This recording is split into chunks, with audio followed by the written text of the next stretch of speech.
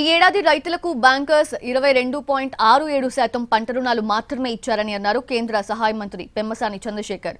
గుంటూరు కలెక్టరేట్లో బ్యాంకర్స్తో సమీక్షా సమావేశం నిర్వహించారాయన.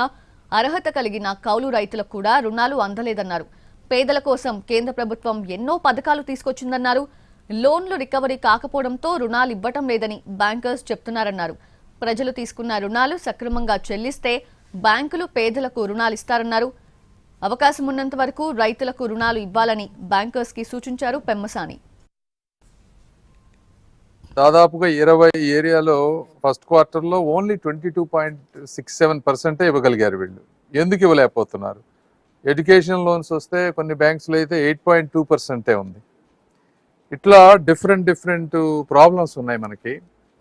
కొంతమంది కౌలు రైతుల దగ్గరికి వచ్చేటప్పటికి మెయిన్ ఓనర్స్ లోన్ తీసుకున్నారు కాబట్టి ఇవ్వలేమన్నారు. కానీ డేటా తీసుకుంటే దాదాపుగా 21,000 ఇవన్నీ కార్డ్స్ ఉన్న వాళ్ళు కూడా, కౌలు రైతులు కార్డ్స్ ఉన్నా కూడా వాళ్ళకి కూడా లోన్లు అవ్వలేదు. సో వాళ్ళకి ఎందుకు అవ్వట్లేదు? ఈ ఏరియాలో ఫస్ట్ క్వార్టర్లో ఓన్లీ 22.67% ఇవ్వగలిగారు.